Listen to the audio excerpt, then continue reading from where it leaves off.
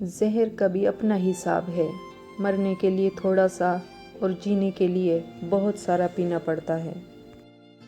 Bulb کبھی بولتا نہیں، اس کی روشنی بتاتی ہے کہ بلب روشن ہے۔ بالکل اسی طرح کسی بھی انسان کے لفظوں میں مت جاؤ، اس کا عمل بتائے گا کہ وہ کیسے کردار کا مالک ہے۔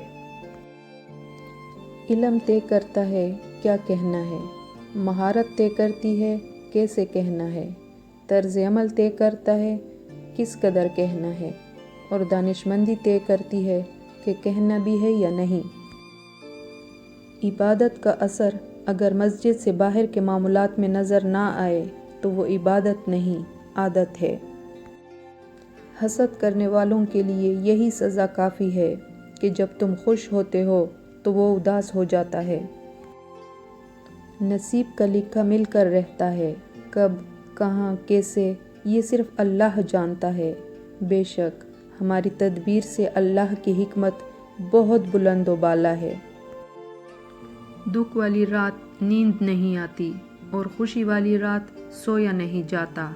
ہر دشواری کے بعد آسانی ہے اور ہر کام کے لیے ایک وقت مقرر ہے۔ اگر تم مسکراہٹ کے بعد اللہ کا شکر ادا نہیں کرتے تو تمہیں کوئی حق نہیں کہ اپنے آنسوؤں کی شکایت بھی اللہ پاک سے کرو۔ جب آپ ننگے پاؤں ہوں اور خدا آپ کو جوتوں سے نوازے تو اپنی چال تبدیل نہ کریں۔ صبر بھی رنگ لاتا ہے اور غصہ بھی، مگر صبر کے رنگوں سے زندگی حسین ہو جاتی ہے، جبکہ غصے کا رنگ محبت کے ہر رنگ کو نگل جاتا ہے۔ اخلاق کا دریا منافقت کی کشتی میں بیٹھ کر کبھی پار نہیں کیا جا سکتا، گہرائی کتنی ہی کم کیوں نہ ہو، آخر کم ظرف ڈوب ہی جاتا ہے۔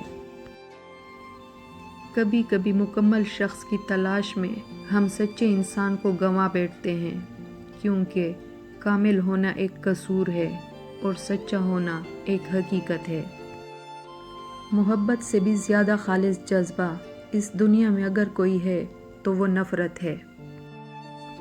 آپ کے پیچھے بات کرنے والے دراصل آپ سے بہت پیچھے ہوتے ہیں۔